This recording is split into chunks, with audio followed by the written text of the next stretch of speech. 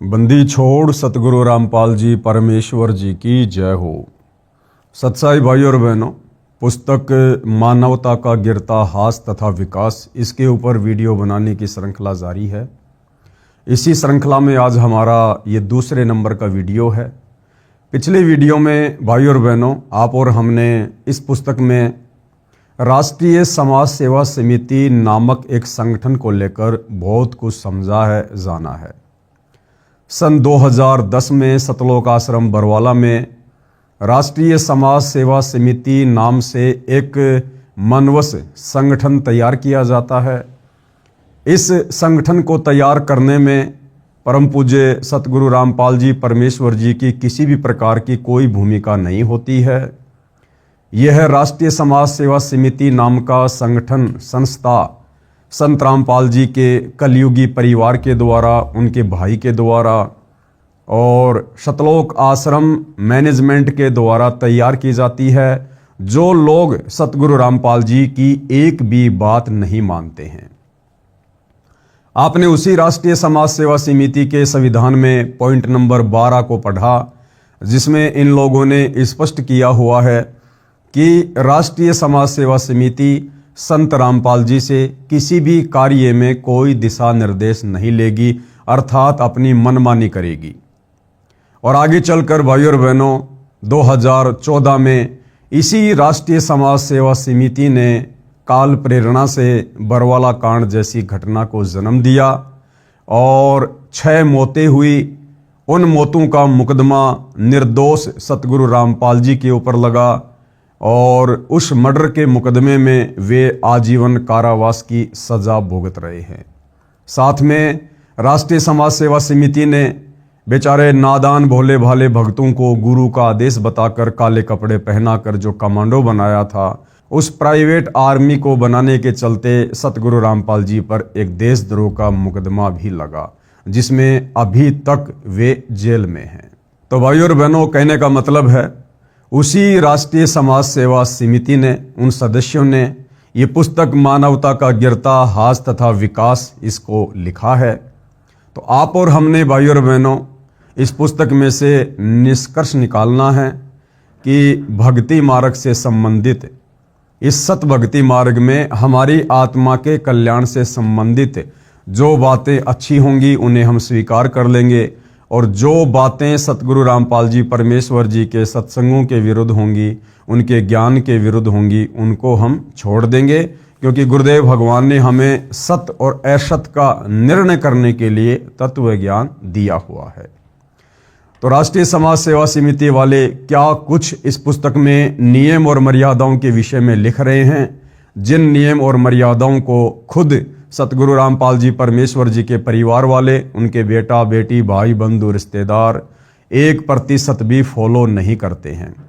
तो क्या कुछ ये लोग नियमों के विषय में लिख रहे हैं, उसके ऊपर आज हम आगे चर्चा करेंगे। उससे पहले पूज्य गुरुदेव भगवान का आशीर्वाद प्राप्त करेंगे, परमेश्वर जी का जयकारा लगाएंगे। बंदी छोड़ सतगुरु रामपाल जी परमेश्वर जी की जय हो।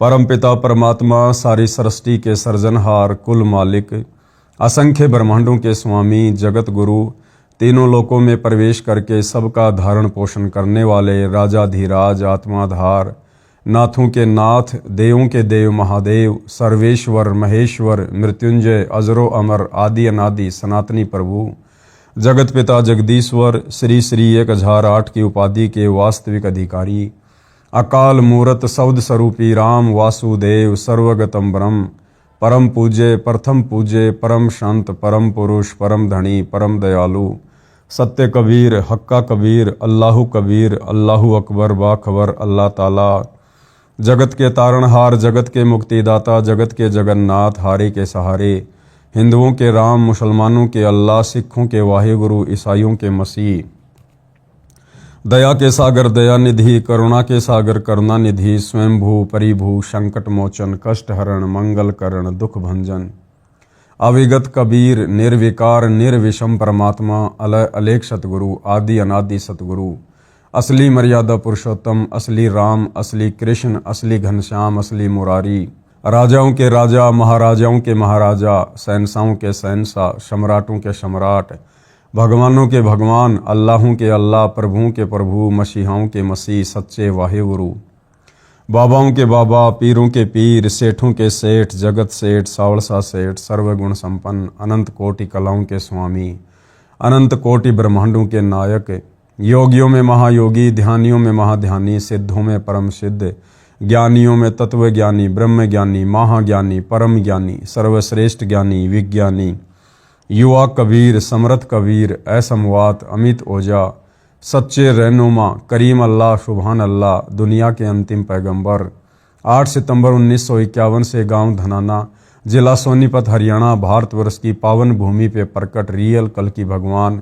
श्री नारायण साकार हरि, श्री बाबा साहेब, नूर अनंत परमात्मा, सच्चे दरवेश, सच्चे बाखबर, संत शिरोमणि सतगुरु रामपाल जी परमेश्वर जी के चरण कमल में साध संगति से जुड़े हुए देश विदेश से आप और हम सभी सत्सेवक भाई बहनों का अनंत कोटि दंडवत प्रणाम। तो भाई और बहनों, पुस्तक मानवता का गिरता हास तथा विकास, इसमें आगे बढ़ते हैं कि समाज में एक शिष्टाचार लाने के लिए किन किन नियम और मर्यादाओं की आवश्यकता है। दुराचार का पाप। हमारे कुछ सदस्य झूठे मुकदमों में, जिनका उल्लेख पुस्तक न्यायालय की गिरती गरिमा में है, रोहतक जेल में थे। वहां पर कई व्यक्ति मिले जो बलात्कार के अपराध में कैद काट रहे थे। वे पछता रहे थे, बता रहे थे कि दुर्भाग्य ने ऐसा घिनौना कर्म करा दिया, न समाज में इज्जत रही, धन भी बहुत खर्च हो गया, घर का कार्य भी ठप पड़ा है। अब हम बहुत पश्चाताप कर रहे हैं तथा अब सर्व स्त्री बहन के तुल्य लग रही हैं। भक्तों ने बताया कि यदि आप जी ने संत रामपाल जी महाराज का सत्संग सुना होता तो ये विचार आप पाप करने से पहले करते और महापाप तथा जेल के दुख से बच जाते। संत रामपाल जी महाराज सत्संग में बताते हैं, तो राष्ट्रीय समाज सेवा समिति वाले इस बात का हवाला देकर कि भाई जब करोथा कांड 2006 में हुआ तो हमारे कुछ भगत रोहतक की जेल में जेल काट रहे थे और वहाँ जो कुछ अन्य कैदी थे जो कि बलात्कार के मुकदमे में जेल में थे, जब उनसे बातचीत हुई तो उन्होंने बड़ा पश्चाताप किया अपनी उन गलतियों पर जो गलतियां उन्होंने की। तो संत रामपाल जी के भक्तों ने यानी राष्ट्रीय समाज सेवा समिति वालों ने उनको सुझाव दिया, उनको सलाह दी कि भाई ये दुराचार करने से पहले, ये पाप कर्म करने से पहले यदि आप संत रामपाल जी महाराज जी के सत्संग सुन लेते तो आप ऐसे पाप कर्म करने से बच जाते।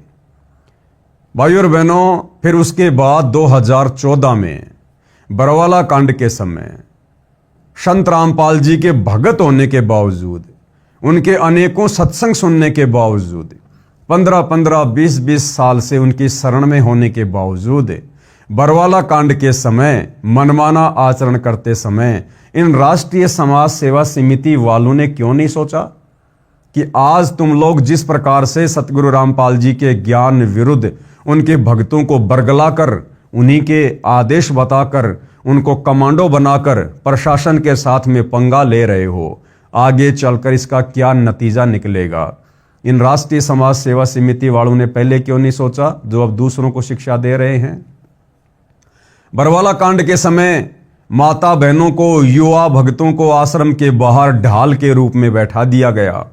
पुलिस प्रशासन और भक्तों के बीच में हिंसक झड़प हुई जिसमें 6 भक्तों की मौत हुई। उस मौत का मुकदमा निर्दोष सतगुरु रामपाल जी के ऊपर लगा और उसी मर्डर के मुकदमे में आज वे जेल में बैठे हैं।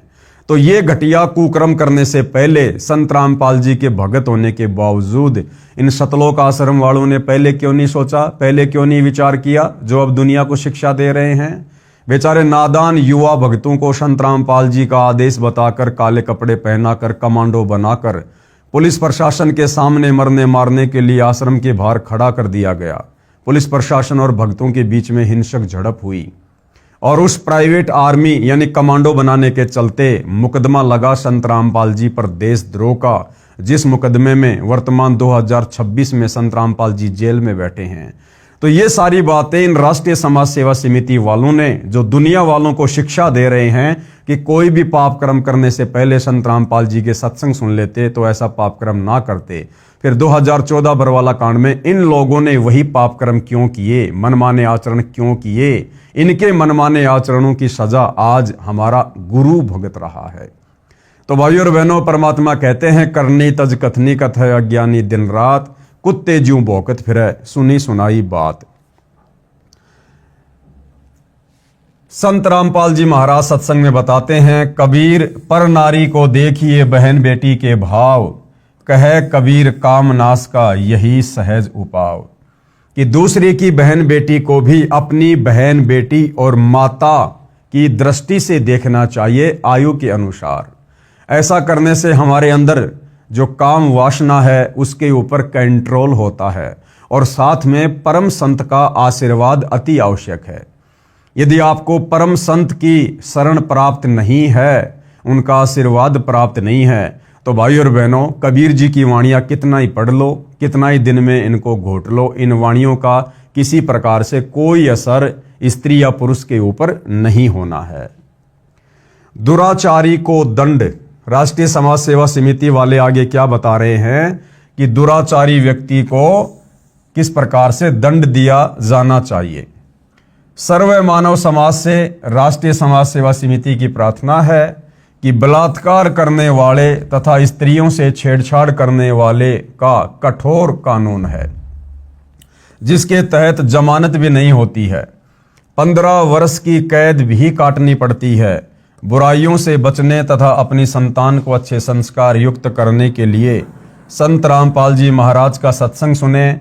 आत्म कल्याण, घर व शरीर में सुख तथा व्यवसाय भी निर्बाध चलता है। यानी दुराचार करने वाले व्यक्ति को कानून के अनुसार कठोर सजा दी जाती है। उसको आजीवन उम्र कैद की सजा या 15 वर्ष कैद की सजा या अन्य प्रकार से उसको यातनाएं भी दी जाती है। तो राष्ट्रीय समाज सेवा समिति का कहना है कि ऐसे दुष्कर्म दुराचार करने से बचें और परम संत सतगुरु रामपाल जी के सत्संग सुनकर अपनी आत्मा का कल्याण करवाएं। दुराचार कितना पाप है, प्रमाण के लिए पढ़िए पेज नंबर 36 पर, जो कि हम आगे पढ़ेंगे।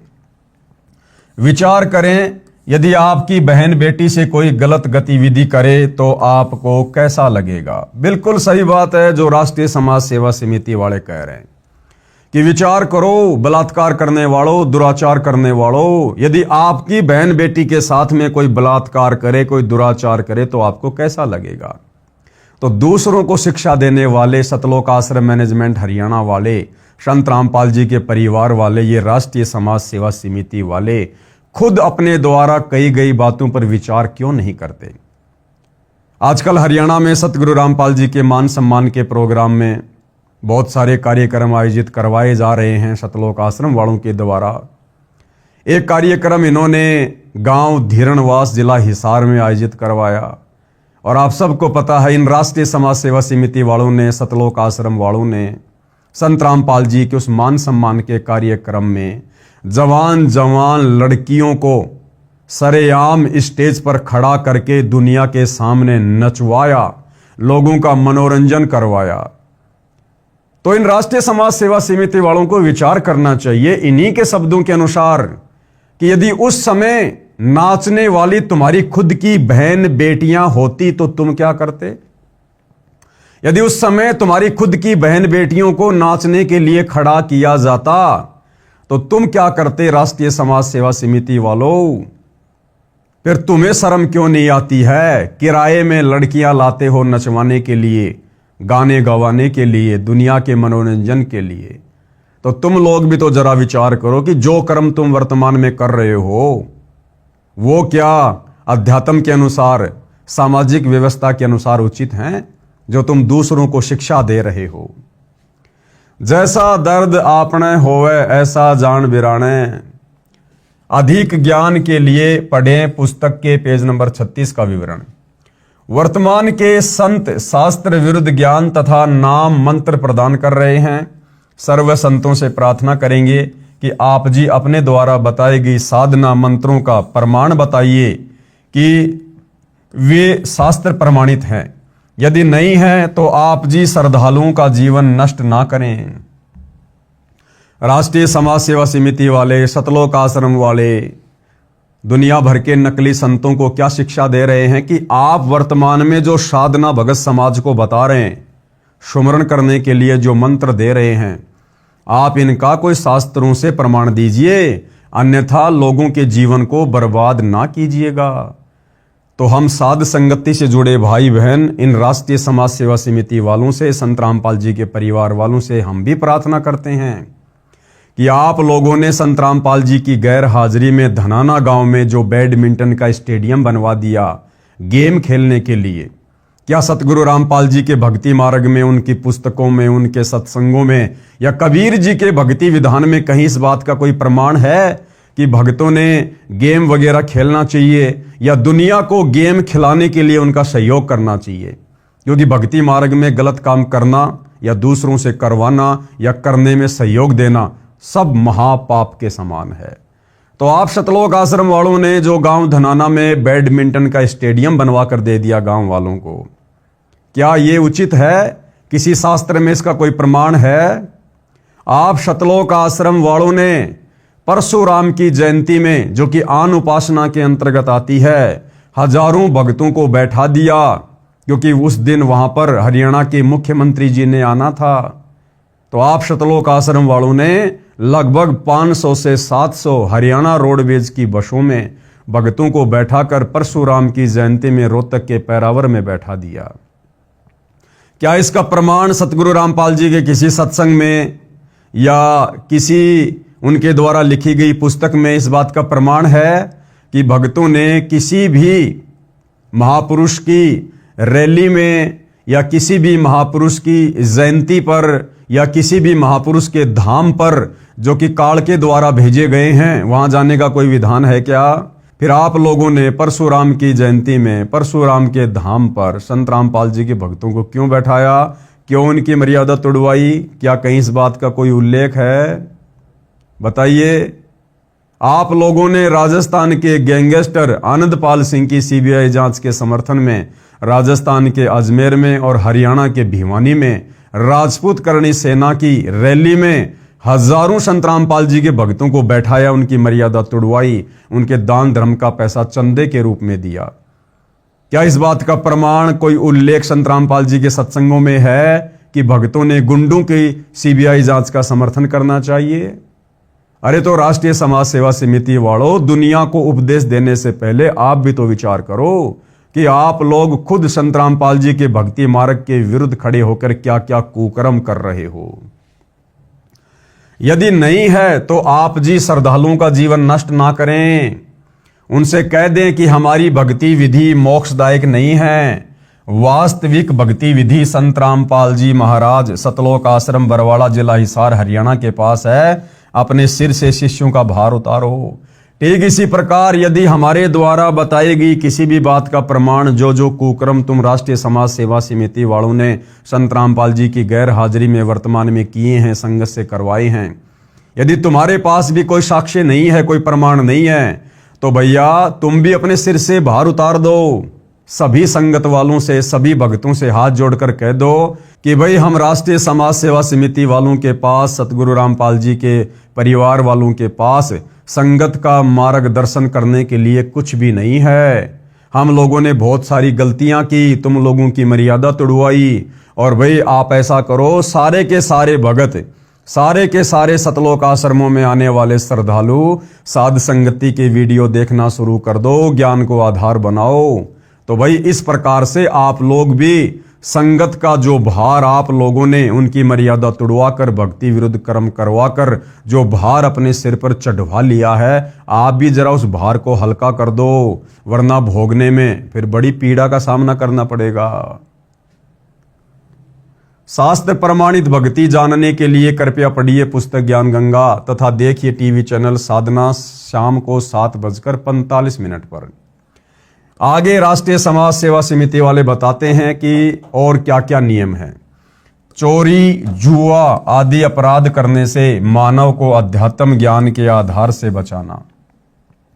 कबीर मांस बखे और मद पीवे और धन वेश्या से खाए, जुआ खेले चोरी करे वो अंत समूला जाए। जो व्यक्ति मांस खाते हैं और शराब पीते हैं या किसी भी प्रकार का नशा करते हैं और लड़कियों से वेश्यावृत्ति करवाकर धन कमाते हैं, जुआ खेलते हैं और चोरी करते हैं, कबीर परमेश्वर कहते हैं अंत में उनका सर्वनाश होता है, उनका सत्यानाश होता है। चोर सदा दुखी रहता है। एक चोर ने एक भगत किसान का बैल चुरा लिया। किसान के पास एक ही बैल था। परमेश्वर कबीर जी उस किसान के गुरुजी थे। बैल के चोरी होने की बात जब किसान ने गुरुजी को बताई तो परमेश्वर कबीर जी ने कहा, बच्चा परमात्मा पर विश्वास रख, सब ठीक हो जाएगा। कबीर सत मत छोड़े सूरमा, सत छोड़े पत जाए, और सत के बांधे लक्ष्मी फेर मिलेगी आए। देखिए भाई और बहनों, कितनी अजब गजब की शिक्षा यहां सतगुरु रामपाल जी परमेश्वर जी के सत्संगों में हमें मिलती है। लेकिन ये राष्ट्रीय समाज सेवा समिति वाले, सतलोक आश्रम वाले, सतगुरु रामपाल जी के बेटा बेटी, भाई बंधु रिश्तेदार इन शिक्षाओं पर 1% भी अमल नहीं करते हैं। यहां पर किस कथा का जिक्र कर रहे हैं कि एक बार एक किसान था जो कि कबीर परमात्मा जी का भगत था। क्योंकि कबीर परमेश्वर समय समय पर अनेक प्रकार के चोले धारण करके, साधु संत महात्मा, जिंदा महात्मा का रूप धारण करके अपने तत्व ज्ञान का प्रचार प्रसार करने के लिए धरती पर आते रहे हैं। तो ऐसे ही कबीर परमात्मा एक संत रूप में आए हुए थे। एक किसान जो उनका शिष्य था, एक चोर ने उस किसान का, उस भगत का एक बैल चुरा लिया। ये बात उस भगत ने जाकर अपने गुरुदेव को बताई कि गुरुदेव ऐसे ऐसे रात में दास का बैल कोई चोर चुरा ले गया। तो कबीर परमात्मा जी ने, यानी उस किसान के गुरु ने, अपने शिष्य को यह नहीं कहा कि तू उसके ऊपर मुकदमा कर दे, भैया तू राजा के दरबार में जा, कोर्ट में जा, कचहरी में जा, क्योंकि ये सारी व्यवस्था तो राजाओं के समय भी थी। तो गुरुदेव ने क्या कहा कि भगवान पे विश्वास कर, अगर वो चोरी कर ले गया कोई बात नहीं, तू अपनी भक्ति कर और अपने भगवान के ऊपर विश्वास कर। और उस किसान भगत ने ऐसा ही किया। अब ये राष्ट्रीय समाज सेवा समिति वाले भी तो उसी कबीर भगवान के भगत हैं। भले ही ये लोग वर्तमान में संत रामपाल जी को कबीर नहीं मानते हैं, कबीर जी का भेजा हुआ कोई अवतार मानते हैं, कोई दास मानते हैं, जैसी भी इनकी बुद्धि काम कर रही है।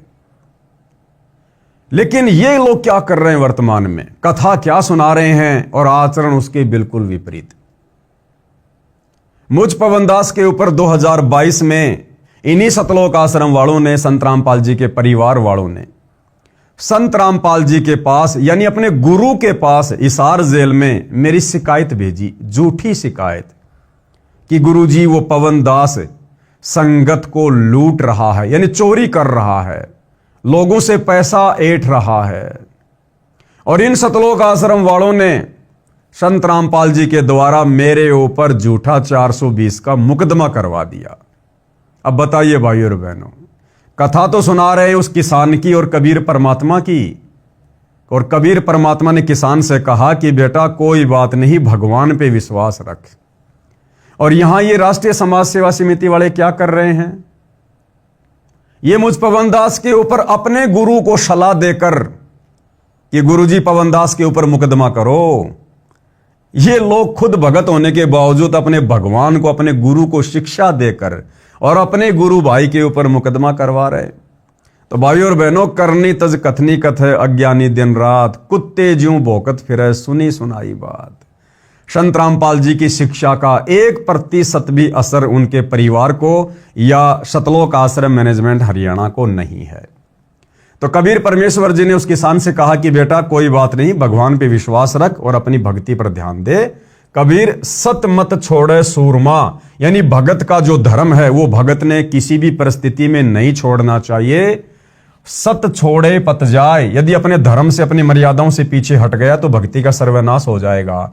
और सत के बांधे लक्ष्मी फेर मिलेगी आए, यदि भगत अपने धर्म कर्म पर रहा, गुरु की शिक्षाओं पर रहा, गुरु के वचन पर रहा, तो सारे सुख परमात्मा उसको पुनः प्रदान कर देता है। उस किसान ने उधार पर बैल मोल लिया, खेत में बीज बीजा, परमात्मा की कृपा से वर्षा अच्छी और समय अनुसार हुई, फसल अच्छी हुई। किसान ने एक बैल और मोल लिया तथा पहले बैल का ऋण भी चुका दिया। 1 साल के बाद वही चोर फिर रात्रि में उसी किसान के दोनों बैल चुरा ले गया। किसान ने अपने गुरुदेव से फिर दोनों बैल चोरी होने की अर्जी लगाई। परमेश्वर कबीर जी ने कहा, बच्चा विश्वास मत खोना, सब ठीक हो जाएगा। क्या कहा गुरुदेव ने कि बेटा विश्वास मत खोना, उसके प्रति कोई मुकदमा मत करना, कोर्ट कचहरी में मत जाना।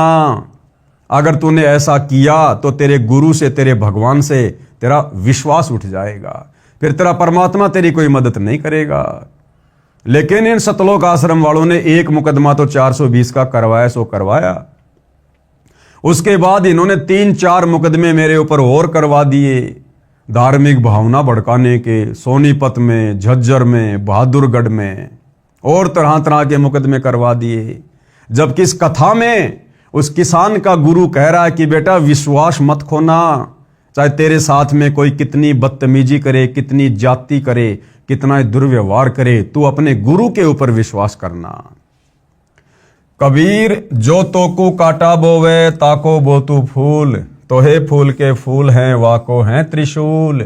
लेकिन इस वाणी के ऊपर भाई और बहनों सतलोक आश्रम वाले 1% भी अमल नहीं करते हैं, 1% भी अमल नहीं करते हैं।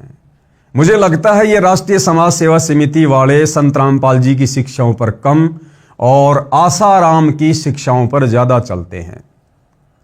क्योंकि कबीर जी की वाणी है कि जो तो को काटा बोवे वाको बोतू फूल, यानी तेरे साथ यदि कोई दुर्व्यवहार करता है, बदतमीजी करता है, तुझे नुकसान देता है, तो तू उसके साथ वैसा ही बर्ताव मत कर। अगर तेरी राह में कोई कांटे बिछा रहा है, उसकी राह में तू फूल बिछा। यानी तेरे विषय में कोई गलत सोचता है तो तू उसके विषय में अच्छा सोच, समय आने पर तेरे लिए अच्छा होगा और उसके लिए वो कांटों के समान होगा। ये है सतगुरु रामपाल जी की शिक्षा, कबीर परमेश्वर की शिक्षा। लेकिन ये सतलोक आश्रम वाले अपने गुरुदेव की शिक्षाओं पर ना चल के और आसाराम जी की शिक्षाओं पर ज्यादा चलते हैं। भाई और बहनों, आपको आसाराम जी का एक छोटा सा वीडियो दिखाता हूं जिसमें वो किसी सभा में कह रहे हैं इसी वाणी का उल्टा अर्थ पेश करके। और क्या कुछ कह रहे हैं आप उन्हीं के मुख से सुन लीजिए कि जो तोको काटा बोवे वाको बोतू भाला। कबीर परमात्मा तो क्या कह रहे हैं कि जो तोको काटा बोवे वाको बोतू फूल। और आसाराम जी, जिनको दुनिया बहुत बड़ा संत मानती है, एक मार्गदर्शक के रूप में दुनिया जिनको पूजती है, वो कबीर परमेश्वर जी की वाणियों का दुरुपयोग करते हुए भगत समाज को क्या दिशा निर्देश दे रहे हैं कि जो तोकू काटा बोवे वाको बोतू भाला। और वो भी क्या याद करेगा किसके साथ पड़ा था पाला। तो एक बार आसाराम जी के मुख से सुन लीजिए भाई और बहनों। हिंदू आतंकी नहीं होता है, लेकिन हिंदू को परेशान करोगे तो फिर हिंदू जानता है जो तो को कांटा बुए वहां को बोतू भला, वो भी साला क्या याद करेगा पड़ा था किसी से पाला। तो सुना भाई और बहनों आपने आसाराम जी के मधुर प्रवचन। तो मुझे लगता है ये राष्ट्रीय समाज सेवा समिति वाले, संत रामपाल जी के परिवार वाले, ये संत रामपाल जी से ज्यादा आसाराम जी के सत्संगों से प्रभावित हैं, जिस कारण से आए दिन सत्सेवकों के ऊपर झूठे मुकदमे करते रहते हैं। किसान ने 2 बैल उधार मोल लिए, खेत बीजा, परमेश्वर की कृपा हुई, समय पर अच्छी वर्षा होने से बहुत अच्छी फसल हुई। किसान ने 2 बैलों का ऋण चुकाया तथा 2 बैल और खरीदे तथा अधिक जमीन पर खेती की। एक नौकर हाड़ी भी रख लिया। 1 वर्ष के पश्चात वही चोर फिर उसी किसान के घर पर चोरी करने के मकसद से गया। उसने सोचा था कि किसान के अब कोई बैल नहीं होगा, फिर भी एक बार देख लेता हूं। देखा तो किसान के घर पर 4 बैल खड़े थे। यह दृश्य देखकर चोर ने सोचा कि मैंने इसके 3 बैल चुराए, मेरे पास एक भी पैसा नहीं है। लड़का बीमार हुआ तथा पत्नी बीमार हुई। सर्व पैसा जो 3 बैल बेचकर प्राप्त किया था सब खर्च हो गया और किसान के घर 4 बैल बंधे हैं। यह एक आश्चर्य की बात है। चोर ने रात्रि में आंगन में सोए किसान को जगाया। किसान ने पूछा कि कौन है भाई? चोर ने कहा कि मैं चोर हूं। किसान ने सोचा कि कोई मजाक कर रहा है। कहा कि चोर है तो अपना काम कर, मुझे सोने दे। चोर ने कहा जो कार्य मैं करता था वह अब करने का मन नहीं बन रहा। हे किसान, मैंने तेरे 3 बैल चुराए, मेरे पास आज 1 पैसा नहीं है, कुछ कर्जा भी हो गया है। आपके पास पहले 2 बैल थे, अब देखा तो आपके पास 4 बैल हैं, इसका राज जानना चाहता हूं। किसान ने कहा कि मैंने गुरु बना रखा है, गुरु पूरा है। उन्होंने बताया है कि जो चोरी करते हैं उनका सर्वनाश होता है। प्राणी को केवल किस्मत में लिखा ही मिलता है। यदि कोई चोरी, रिश्वतखोरी या मिलावट आदि आदि करके धन प्राप्त करता है तो वह धन उसके पास नहीं रहेगा। या तो परिवार रोगी हो जाएगा, सारा धन खर्च हो जाएगा, या स्वयं रोगी होकर सर्व पैसा खर्च करेगा। तथा चोरी करना एक घोर पाप है। चोरी वाला धन नहीं रहता, केवल पाप शेष रह जाते हैं। वह पाप जो चोरी करने से हुआ वह चोर को भोगना पड़ता है। किसी का बैल बनेगा, किसी की भैंस या गाय बनकर ऋण उतारेगा। ये सब सुनकर चोर कांपने लगा तथा कहा, हे किसान, ये सब कुछ मेरे साथ हो चुका है। यानी चोरी करने के बाद जो जो उसके दुष्परिणाम होते हैं भाई, वो सब कुछ मेरे साथ हो चुके हैं। मेरा पूरा परिवार बीमार पड़ा है, मेरे ऊपर कर्जा हो गया है, मैं भी अशांत हूं, मुझको बचाव का रास्ता बताइए। किसान ने उस चोर को गुरुजी से मिलाया तथा सर्व दास्ता सुनाई। गुरुजी ने कहा, बच्चा अच्छा है, अब भी सुधर जा, तेरे सर्व पाप परमात्मा क्षमा कर देगा। क्योंकि भाई और बहनों, जिस समय कबीर परमेश्वर स्वयं तत्वदर्शी संत के रूप में धरती पर प्रकट होते हैं, उस समय ये परमात्मा हमें किस्मत से अधिक भी देता है। लेखनी इस कबीर परमेश्वर जी के हाथ में होती है, सच्चे सतगुरु के हाथ में होती है। ये परमात्मा चाहे तो हमारे असंख्य युगों के पाप कर्मों को डिलीट कर सकता है, उनके ऊपर जो है वो क्रोश मार सकता है, उनको समाप्त कर सकता है। ये सतगुरु के हाथ में होता है। अपनी वाणी में भी परमात्मा कहते हैं कि भाई मासा घटे ना तिल बदे, विधाता लिखे जो लेख, पर साचा सतगुरु मेट कर ऊपर मार दे मेख। भक्ति कर अपने परिवार को भी दीक्षा दिला दे। चोर ने स्वयं नाम दीक्षा ली तथा परिवार को भी नाम दीक्षा दिलाई। किसान ने उसको 1 बैल दे दिया कि आप भी किसान हैं, खेती करो। चोर ने खेती की, अच्छी खेती हुई, चोर भगत बन गया।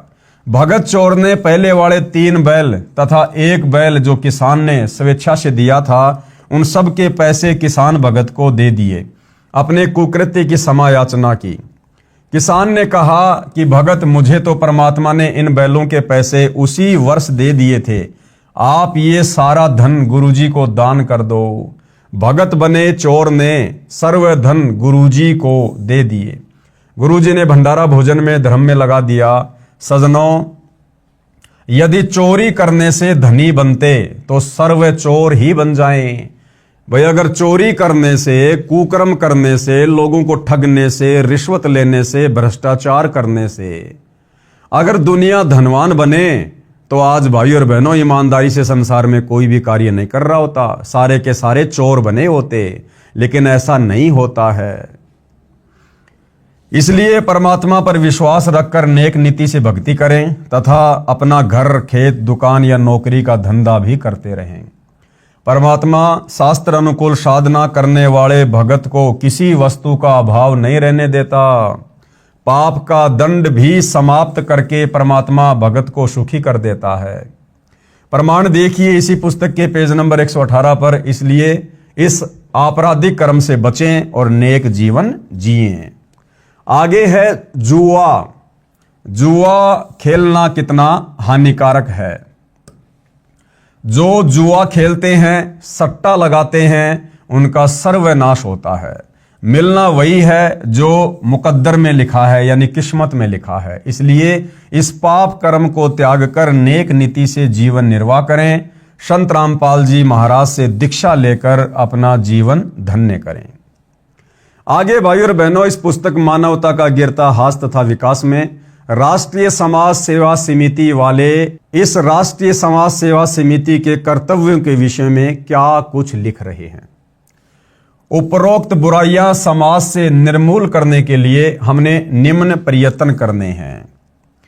भ्रष्टाचार पर रोकथाम के लिए सरकार से पत्राचार करके दृढ़ कानून बनाने के लिए प्रार्थना पत्र लिखे जाएं, अपने सुझाव भी दिए जाएं। ये तरीका भाई और बहनों भ्रष्टाचार को समाप्त करने का बिल्कुल भी संत रामपाल जी के ज्ञान के अनुसार नहीं है। देखो भाई और बहनों, समय समय पर सरकार बहुत ही कठोर कानून लागू करती रही है। ये बलात्कार, ये चोरी, ये रिश्वतखोरी, क्या ये वर्तमान में हो रही है? ये तो बहुत पहले से चलती आ रही है और समय समय पर सरकारों ने इनकी रोकथाम के लिए कड़े कानून भी बनाए। लेकिन आज आप और हम देख रहे हैं भाई और बहनों, भले ही कड़े कानून सरकार ने बना दिए, लेकिन इन कुकृत्यों के ऊपर फिर भी रोकथाम नहीं लग रही है। दिन ब दिन ये कुक्रम बढ़ते ही जा रहे हैं।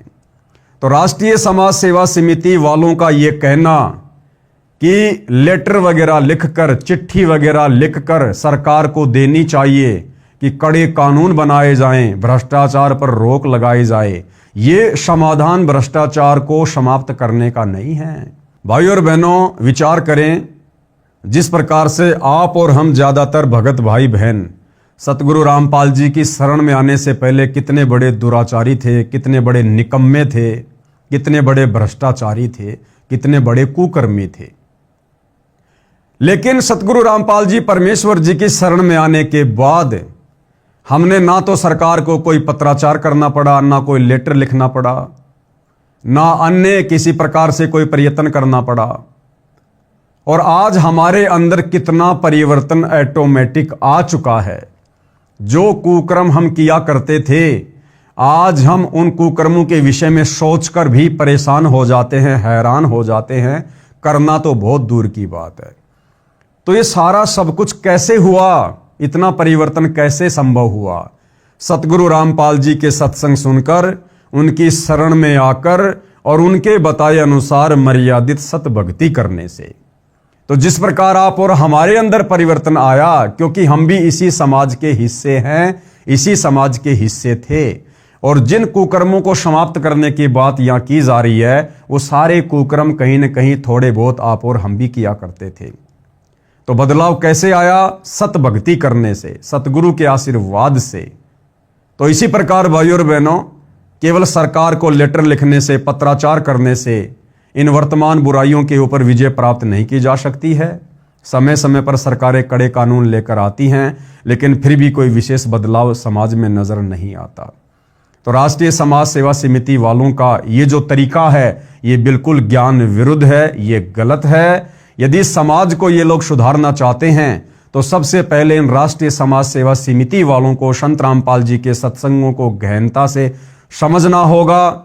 उसके बाद अपने ऊपर उन सत्संगों को अमल में लाना होगा और फिर समाज को संत रामपाल जी के सत्संग सुनने का सुझाव देना होगा।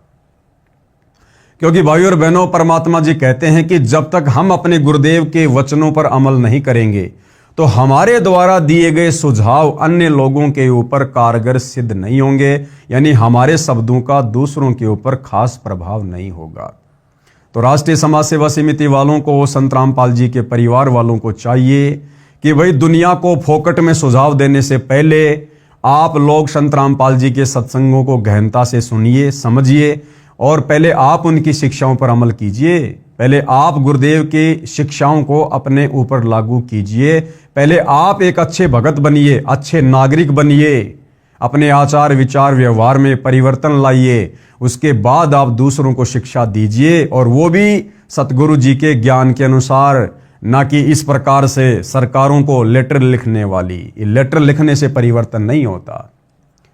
भ्रष्टाचार पर रोकथाम के लिए सरकार से पत्राचार करके दृढ़ कानून बनाने के लिए प्रार्थना पत्र लिखे जाएं, अपने सुझाव भी दिए जाएं। और भाइयों और बहनों, इन राष्ट्रीय समाज सेवा समिति वालों ने सन 2014 बरवाला कांड के बाद संत रामपाल जी की लाखों की संगत से लाखों की संख्या में लेटर लिखवा कर भारत सरकार को स्पीड पोस्ट करवाए गए, कई लाखों रुपया भगत समाज का बर्बाद करवाया गया।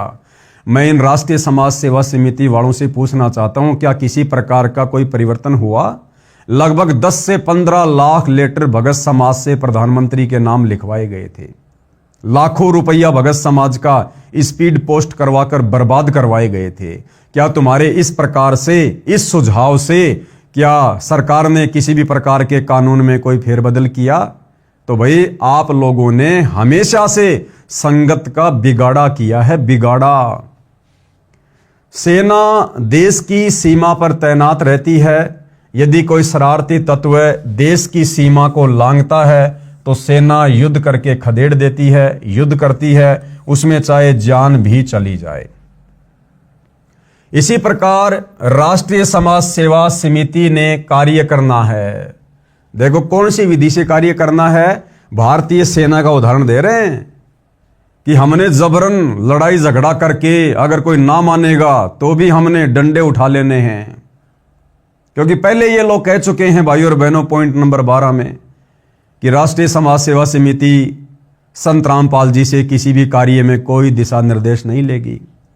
और यहां भगत समाज को क्या सुझाव दे रहे हैं? भारतीय सेना का उदाहरण देकर कि अगर कोई असामाजिक तत्व है सीमाओं को लांघने का प्रयास करेगा तो सेना उसको जबरन खदेड़ देती है। अब सेना उसको कैसे खदेड़ेगी? डंडे मारेगी, गोलियां मारेगी, तोप चलाएगी। सेना के पास तो यही उपाय है। तो कह रहे हैं इसी प्रकार से राष्ट्रीय समाज सेवा समिति वाले सदस्य करेंगे। और भाई और बहनों इन्होंने वैसा ही किया। सन 2014 बरवाला कांड में बेचारे भोले भाले भक्तों को संत रामपाल जी के झूठे आदेशों की आड़ में कमांडो बना दिया। उनके हाथों में लठ, पत्थर, पेट्रोल, बम पकड़ा दिए। और जो प्रशासन वहां पर संत रामपाल जी को अरेस्ट करने के लिए आया था, उन प्रशासन वालों के सामने बेचारे नादान भक्तों के हाथों में डंडे देकर मरने मारने के लिए खड़ा कर दिया। यानी ये घटिया तरीका इन सतलोक आश्रम वालों ने राष्ट्रीय समाज सेवा समिति के नियम अनुसार अपनाया। अब यह तरीका कितना सही है, कितना गलत है, आप जी खुद विचार कर सकते हैं। इसी प्रकार राष्ट्रीय समाज सेवा समिति ने कार्य करना है। हमारा युद्ध लाठी गोली का नहीं होगा। तो वही फिर बरवाला कांड में कमांडो क्यों बनाए? बरवाला कांड में भक्तों को काले कपड़े पहनाकर कमांडो बनाकर उनके हाथों में लठ, पत्थर, पेट्रोल बम, ईंटों के टुकड़े और बंदूकें देकर प्रशासन के सामने मरने मारने के लिए क्यों खड़ा किया? अगर तुम्हारा यह तरीका नहीं है तो हमारा संघर्ष कानून के अंतर्गत संवैधानिक तरीके से चलेगा। तो बरवाला कांड में भक्तों को काले कमांडो बनाकर पुलिस वालों के सामने डंडे देकर मरने मारने के लिए खड़ा करना कौन सा कानूनी तरीका था भाई? कौन सा संवैधानिक तरीका था? इसलिए भाई और बहनों दास बार बार कहता है कि करनी तज कथनी कथ है अज्ञानी दिन रात, और कुत्ते ज्यों भौंकत फिरे सुनी सुनाई बात। हमारा संघर्ष कानून के अंतर्गत संवैधानिक तरीके से चलेगा। हम किसी को मार नहीं सकते, क्योंकि घुसपैठिया भ्रष्टाचारी विदेशी नहीं है, ये स्वदेशी है, अपने भाई बहन तथा बुजुर्ग हैं। अरे तो वो पुलिस वाले हमारे भाई बहन नहीं थे क्या, जिनके ऊपर तुम लोगों ने बेचारे नादान भक्तों से डंडे बरसाए, पत्थर बरसाए, 300 पुलिस वालों के घुटने फोड़ दिए? वो कोई घुसपैठिए थे क्या? वो हमारे देश के नहीं थे क्या? वो हमारे भाई बहन नहीं थे क्या? सख्त तथा उपयोगी कानून बनाने के लिए सरकार यदि सीधे सीधे नहीं मानती है तो उसके लिए यदि जेल भी जाना पड़े या समाज हित में जान भी जाए तो परमार्थ के लिए शहीद होने से भी पीछे नहीं हटेंगे। ये बिल्कुल गलत है भाई और बहनों। हमें ये मनुष्य शरीर परमात्मा ने सत भक्ति करके आत्मा का कल्याण करवाने के लिए दिया है। हमने इस प्रकार से देश और दुनिया को सुधारने के चक्कर में जो तरीके गुरुदेव के विधान के विपरीत हैं, हमने अपनी जान सस्ते में नहीं गंवानी है। ये तो बेबुद्धि के लोग हैं, सतलोक आश्रम वाले, संत रामपाल जी के बेटा बेटी, भाई बंधु रिश्तेदार, ये तो अपना कुछ भी नियम बना के डाल देंगे यहां पर। हम लोगों ने इनके नियमों के अनुसार नहीं चलना। यदि हम संत रामपाल जी के फॉलोवर हैं तो हमने संत रामपाल जी के द्वारा बताए गए नियमों पर ही चलना है। हम क्यों अपनी जान देंगे भाई और बहनों? अरे जिस दिन हम सुधर जाएंगे, हमारा परिवार सुधरेगा, परिवार सुधरेगा तो एक ना एक दिन वो समाज भी सुधरेगा, वो गांव भी सुधरेगा, गांव सुधरेगा तो एक ना एक दिन वो देश भी सुधरेगा। तरीका ये है, रोडों पर खड़े होकर रैलियां करके, धरने प्रदर्शन करके और जबरदस्ती सरकार से पंगा लेकर हमने सस्ते में जान नहीं देनी। परमात्मा कहते हैं ये देही सस्ती नहीं, महंगी रत्नों मोल, ये तो रत्नों से भी महंगी है। मानव जन्म दुर्लभ है, ये मिले न बारंबार, जैसे तरवर से पत्ता टूट गिरे बहुर न लगता डार। तो भाइयों और बहनों, ये जितने भी नियम बताए जा रहे हैं, ये सारे के सारे नियम इस राष्ट्रीय समाज सेवा समिति के हैं और सतगुरु रामपाल जी के ज्ञान से इनका एक भी नियम मेल नहीं खाता है। तो हम लोगों ने इस राष्ट्रीय समाज सेवा समिति अर्थात संत रामपाल जी के परिवार के अनुसार नहीं, हमने तो सतगुरु रामपाल जी के द्वारा दिखाए गए रास्ते पर चलना है। कबीर तरवर यानी वृक्ष, सरवर यानी सरोवर और संतजन और चौथा बरस में और परमार्थ के कारणे चारों धारें दे। कबीर नर संसारी लगन में दुख सह करोड़ा और परमार्थ के कारणे जितना सह उतना थोड़ा। तो ये जो वाणी है भाइयों और बहनों कबीर परमात्मा की, जिसका उल्टा अर्थ ये राष्ट्रीय समाज सेवा समिति वाले निकाल रहे हैं कि नर संसारी लगन में दुख सह करोड़ा, यहां पर सुख इन्होंने गलती से लिख दिया है। नर संसारी लगन में दुख सह करोड़ा और गुरु शरण और परमार्थ में जो सह सो थोड़ा। यानी कबीर परमात्मा कह रहे हैं कि एक सांसारिक व्यक्ति अपनी रोजी रोटी के चक्कर में, बच्चों को पढ़ाने के चक्कर में, अपनी सामाजिक व्यवस्थाओं के चक्कर में, भौतिक सुख सुविधाओं के चक्कर में, काम धंधे के चक्कर में करोड़ों दुख सहन करता है, लेकिन फिर भी हार नहीं मानता। इसी प्रकार जब हमें गुरु जी की भक्ति मिल जाए, गुरु जी की शरण प्राप्त हो जाए, तो भक्ति को सफल करने के लिए गुरु के नियमों पर चलते हुए, संघर्ष करते हुए यदि भगत ने करोड़ों दुख भी सहन करने पड़े तो भी थोड़े हैं। अरे वो सांसारिक व्यक्ति जो करोड़ों दुख सहन कर रहा है, उसको कुछ नहीं मिलना, अंत में गधा का गधा रहेगा, 84 में जाएगा, नरक भोगेगा। और हमें तो भक्ति करके सब कुछ मिलेगा, मोक्ष मिलेगा, परलोक मिलेगा। तो उसमें यदि हम कितने ही कष्ट क्यों ना सहें, वो भी थोड़े हैं। भगत ने संघर्ष करते हुए हार नहीं माननी चाहिए। इस वाणी का अर्थ तो ये है। और ये सतलोक आश्रम वाले इस वाणी का क्या अर्थ निकाल रहे हैं कि यदि सरकार सीधे सीधे हमारी बात नहीं मानेगी, भ्रष्टाचार को समाप्त नहीं करेगी, तो हम लोग अपनी जान भी दे देंगे। हम सारे कष्ट सहेंगे, धरने करेंगे, रैलियां करेंगे, प्रदर्शन करेंगे, डंडे खाएंगे, डंडे भी मारेंगे, जेल में भी जाएंगे, मरना पड़े तो मर भी जाएंगे, सारे कष्ट सहन करेंगे। भाइयों और बहनों, इन्हीं राष्ट्रीय समाज सेवा समिति वालों ने सन 2014 बरवाला कांड से पहले संत रामपाल जी की शिक्षाओं के विरुद्ध होकर सतलोक आश्रम बरवाला में भक्तों को कुछ पर्चे बांटे गए थे। वो पर्चा उस समय मुझदास के हाथ भी लगा था और उस पर्चे में इन लोगों ने साफ साफ लिखा हुआ था कि सार नाम प्राप्त भक्तों को जब भी आदेश मिले राष्ट्रीय समाज सेवा समिति से किसी भी मीटिंग में आने का, कहीं भी जाने का, किसी भी सेवा का, यदि वो खाना खा रहा हो तो खाने को बीच में छोड़कर पहले सेवा में जाएगा। और यदि उस भगत को सीने पर गोली भी खानी पड़े तो भी पीछे नहीं हटेगा। अब बताओ भाइयों और बहनों, सतगुरु रामपाल जी ने सन 1994 से अपने भक्ति मार्ग की शुरुआत की। क्या कभी गुरुदेव भगवान ने इस प्रकार से कभी कोई बातें कही? क्या गुरुदेव भगवान ने कभी इस प्रकार का कोई सख्त आदेश अपने भक्तों को दिया? कभी नहीं। तो ये सारे के सारे उल्टे कर्म सतगुरु रामपाल जी के रहते सहते भी और आज उनकी गैर हाजिरी में ये राष्ट्रीय समाज सेवा समिति वाले कर रहे हैं, उनके परिवार वाले कर रहे हैं। तो भाई और बहनों, हमने तो शिक्षा लेनी है। आज हमें गुरुदेव भगवान ने इस योग्य बना दिया, अपना तत्व ज्ञान देकर हम सही और गलत का निर्णय कर सकते हैं। कौन भक्ति मार्ग में रक्षक है, कौन भक्षक है, हम इसका भली भांति निर्णय कर सकते हैं और इसी आधार से फिर हमने भक्ति मार्ग पर चलना है। इसके अतिरिक्त मानव समाज तथा सरकार में कार्यरत अधिकारियों कर्मचारियों, राजनेताओं, जजों तथा सरकार के मंत्रियों आदि आदि को अध्यात्म ज्ञान जो परमात्मा का विधान है उससे भी परिचित करवाना है। उसके लिए धार्मिक पुस्तक ज्ञान गंगा का प्रचार करना है।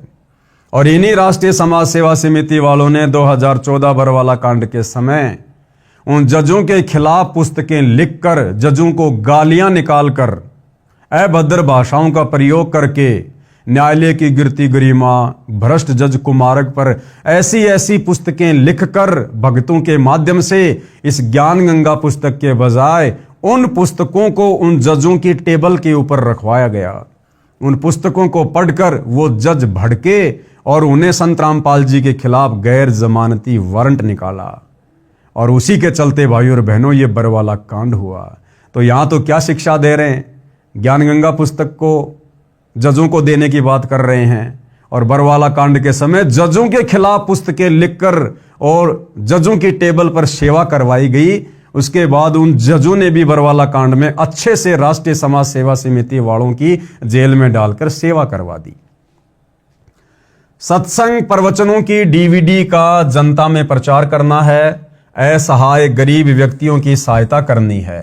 उनको समाज में निर्भय जीवन जीने के लिए समाज में प्रशासनिक न्याय प्रणाली तथा राजनीति में जो भी सुधार संभव होगा उसके लिए प्रयत्न करना है। देखो भाइयों और बहनों, यहां पर ये जो लोग लिख रहे हैं ना कि असहाय गरीब व्यक्तियों की सहायता करनी है, असहाय गरीब व्यक्तियों की सहायता हम संत रामपाल जी के भक्तों ने पैसा देकर नहीं करनी, धन देकर नहीं करनी है। ध्यान रखना, असहाय और गरीब तो एक भिखारी भी है। क्या सतगुरु रामपाल जी ने कभी उस भिखारी को पैसा देने के लिए कहा है? बिल्कुल नहीं कहा है भाइयों और बहनों। यदि कोई असहाय और गरीब आपके घर पर आ जाता है, आप उसको खाना खिलाइए। उसके कपड़े फटे पुराने हैं तो आप उसको पहने हुए कपड़े दीजिए, नए कपड़े भी नहीं देना आपने बिल्कुल भी। अगर वो उनको बेच के उन पैसों का दुरुपयोग करेगा वो दोष भी हमें लगेगा। तो गुरुदेव भगवान तो हमें इस कदर सावधानियां बता रहे हैं और ये राष्ट्रीय समाज सेवा समिति वाले सीधा सीधा कह रहे हैं कि गरीब और असहाय व्यक्तियों की सहायता करनी है, लेकिन ये नहीं लिखा कि किस प्रकार से सहायता करनी है।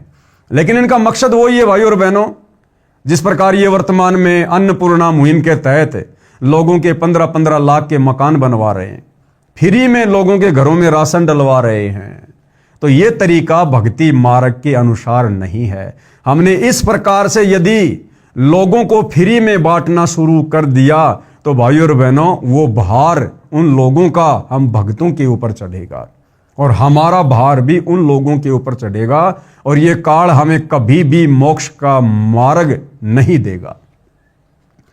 जिस किसी को परमार्थ के लिए किए जाने वाले संघर्ष से डर लगे वह इस समिति का सदस्य ना बने। भाई बिल्कुल मत बनना भाइयों और बहनों। हम तो सतगुरु रामपाल जी के भगत बन गए, हमारे लिए तो वो ही बहुत कुछ है और इसमें सब कुछ आ जाएगा। सतगुरु रामपाल जी की भक्ति में परमार्थ भी आ गया, स्वार्थ भी आ गया, आत्म कल्याण भी आ गया, सब आ गया भाई। परमात्मा कहते हैं जप तप संयम साधना सब सुमरण के माही और कबीरा जाने राम जन सुमरण सम कछु नाही। और गुरुदेव कहते हैं गुरु सेवा में फल सर्वस आवे, गुरु विमुख नर पार न पावे।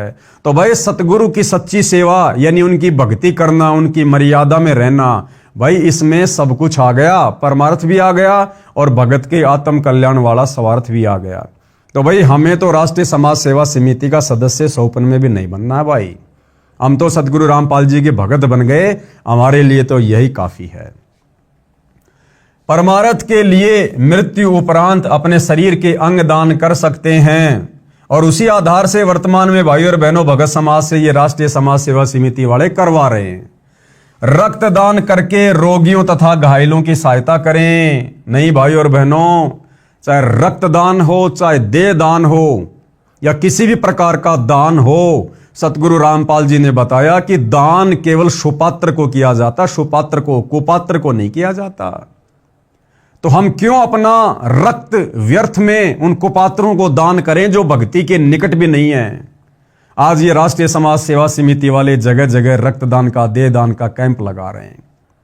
अरे जिन लोगों को वो रक्तदान दिया जा रहा है, देह दान दिया जा रहा है, क्या वो सुकर्मी इंसान है? क्या वो व्यक्ति किसी भी प्रकार का नशा नहीं करता है? क्या वो व्यक्ति सतगुरु रामपाल जी से उपदेश लेकर उनकी भक्ति करता है? फिर भला ऐसे कुपात्रों को भाई और बहनों हम क्यों अपना रक्त दान दें, क्यों हम अपना देह का दान करें?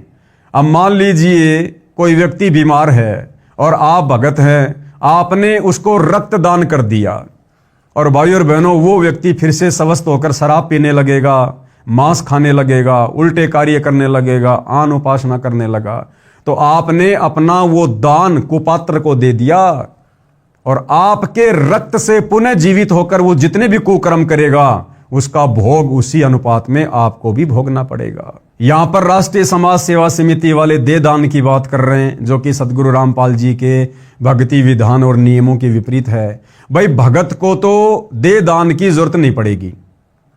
अरे जो भगत है, मर्यादा में है, भक्ति कर रहा है, उसका अंग परमात्मा सुरक्षित रखेगा, ठीक रखेगा। वेदों में लिखा अगर साधक मृत्यु को प्राप्त हो जाए तो भी परमात्मा जीवित करके 100 साल की उम्र प्रदान कर दे। वेदों में लिखा कि ए भगत, हे साधक, अगर तेरा कोई अंग भी खराब हो गया, तेरी आंखें भी खराब हो गई, तो भी मैं तुझे नया जीवन दूंगा, नई आंखें दूंगा। तो भक्ति करने वाले भगत को तो किसी प्रकार के अंग की जरूरत नहीं है। अब रहे कौन? वो लोग जो भक्ति नहीं कर रहे, तो उन भक्तों को हम क्यों अपना रक्त दान करें, क्यों अपना अंग दान करें? जो भक्ति नहीं करता है, मान लीजिए किसी का गुर्दा खराब हो गया। अब गुर्दा ज्यादातर खराब किसका होता है? जो लोग शराब पीते, नशा करते हैं। पैसे वाला व्यक्ति है, डॉक्टर के पास गया, डॉक्टर से कहा कि डॉक्टर साहब देखिए क्या हो गया। डॉक्टर ने कहा भैया आपका गुर्दा चेंज करना पड़ेगा, 10 लाख रुपए लगेंगे। आप नादान भक्तों ने इन राष्ट्रीय समाज सेवा समिति वालों के कहने पर अपने अंग दान कर दिए। मरने के बाद आपका गुर्दा निकाल लिया गया और आपका गुर्दा हॉस्पिटल में रख दिया गया। उधर से उस व्यक्ति ने जो भक्ति नहीं करता है, शराब पी पी के गुर्दा खराब कर लिया, 10 लाख रुपए डॉक्टर को देकर और उसने नया गुर्दा लगवा लिया। अब क्या होगा भाई और बहनों? आपको डबल नुकसान हो गया, डबल नुकसान।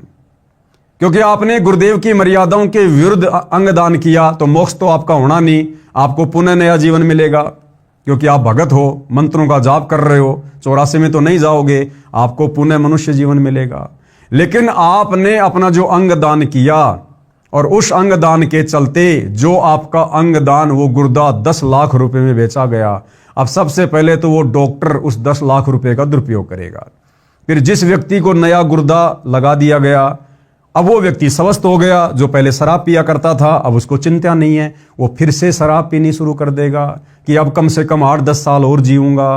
और फिर भी गुर्दा खराब हो गया तो डॉक्टर को 10 लाख रुपए देकर फिर से लगवा लूंगा। तो भगत को डबल प्रकार से काल ने चोट मार दी, डबल प्रकार से उसके कर्म बिगड़ते ही रहेंगे। तो भाई और बहनों, ये रक्तदान करना, दे दान करना, देखो भगत को तो इनकी आवश्यकता है नहीं। भगत तो भक्ति करेगा, परमात्मा उसको स्वस्थ रखेगा। और जो आम समाज के नागरिक हैं, जो भक्ति नहीं करते, वो यदि बीमार हैं, तो भाई और बहनों उनको परमात्मा से जोड़ो। सतगुरु रामपाल जी का ज्ञान समझाकर उनको दीक्षा दिलवाओ। फिर आपको ना तो रक्तदान की जरूरत पड़ेगी, ना दे दान की जरूरत पड़ेगी। जब वो नाम दीक्षा लेकर संत रामपाल जी के पास जाएगा, अपनी व्यथा बताएगा, तो आप और हम भाई बहन इंटरव्यू में क्या देखते हैं? मैं बहुत बीमार था, मेरा गुर्दा खराब था, मैं कैंसर का रोगी था, डॉक्टर ने कहा था कि तू मरेगा, नहीं बचेगा।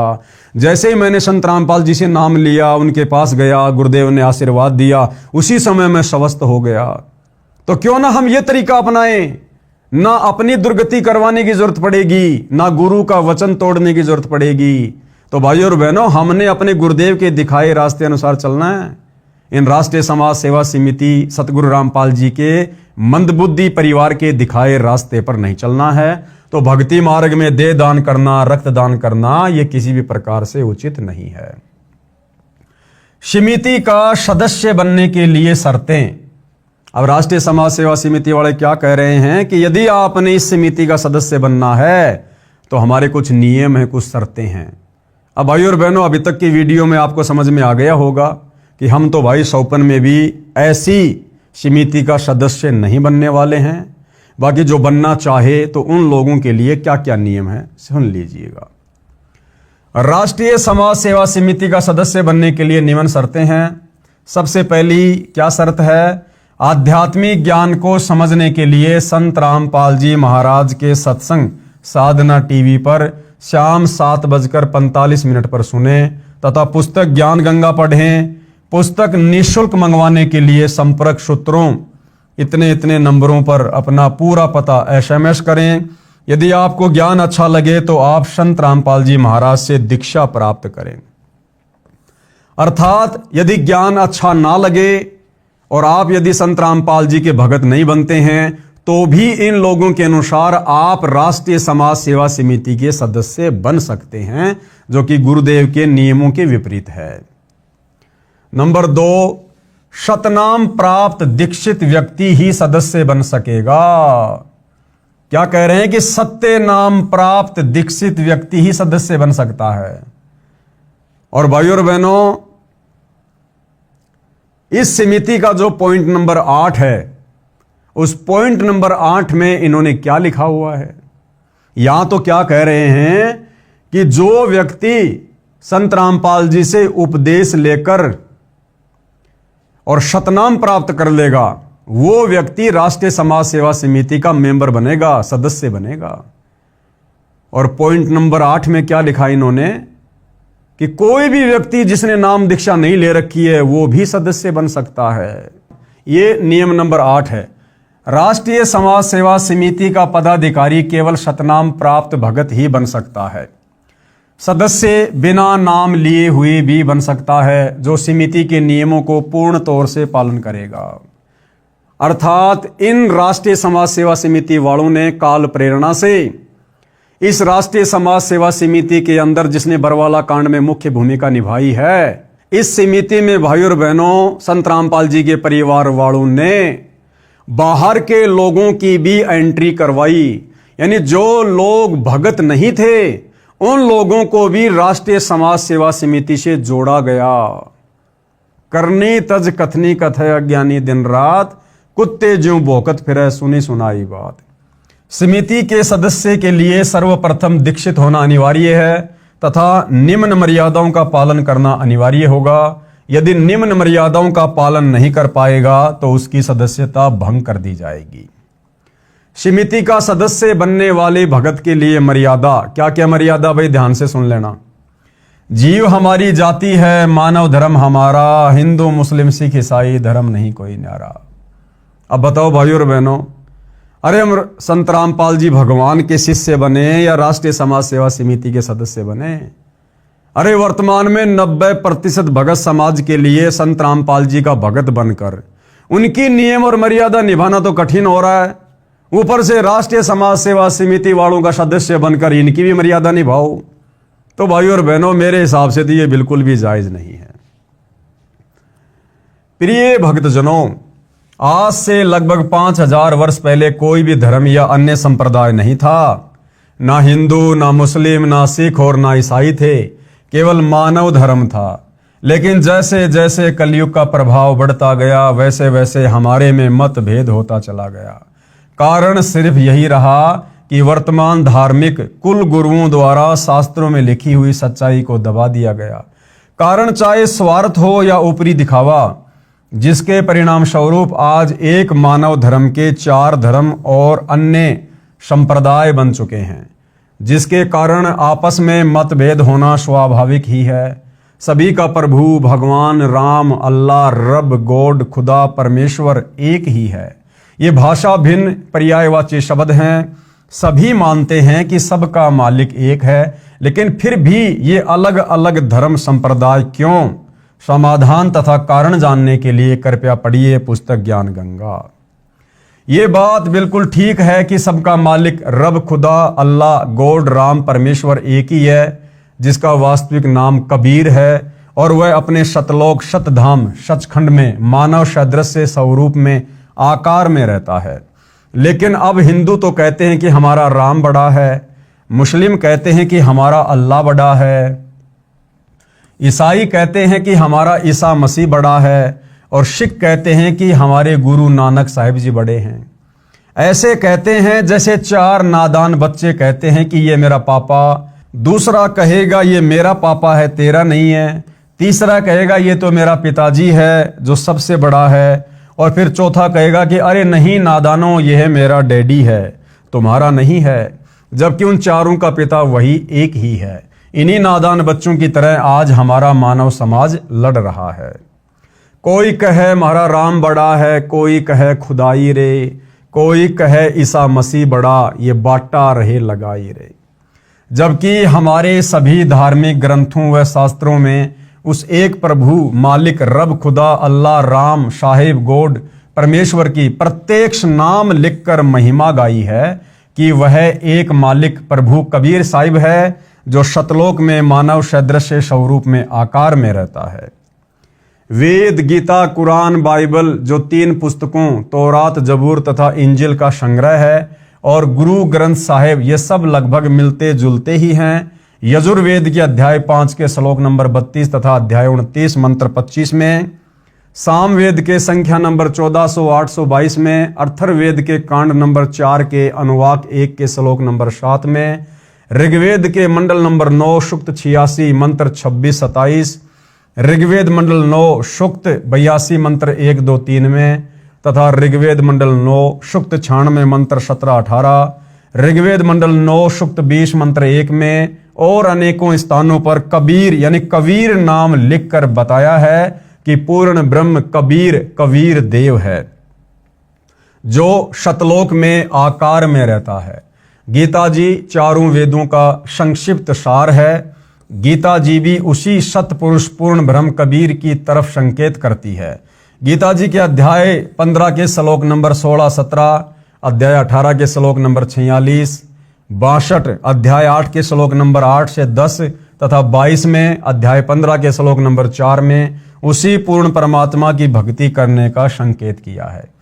श्री गुरु ग्रंथ साहिब पेज नंबर 24 पर और प्रश्न नंबर 721 तथा 731 पर नाम लिखकर धानक जुलाहा कबीर साहिब की महिमा गाई है।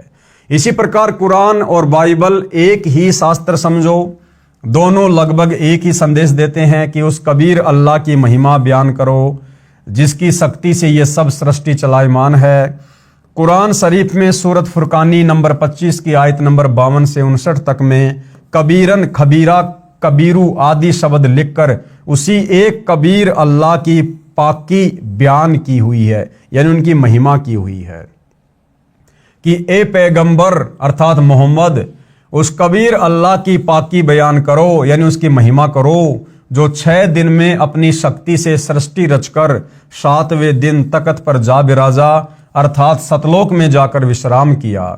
वह अल्लाह प्रभु कबीर है। इसी का प्रमाण बाइबल के अंदर उत्पत्ति ग्रंथ में सृष्टि क्रम में बाइबल के प्रारंभ में ही 7 दिन की रचना में दिया हुआ है। सभी संतों व ग्रंथों का सार यही है कि पूर्ण गुरु जिसके पास तीनों नाम हों और नाम देने का अधिकार भी हो, उनसे नाम लेकर जीव को जन्म मृत्यु रूपी रोग से छुटकारा पाना चाहिए, क्योंकि हमारा उद्देश्य आपको काल की कारागार से छुटवाकर अपने मूल मालिक कबीर देव कबीर साहिब के सतलोक को प्राप्त करवाना है।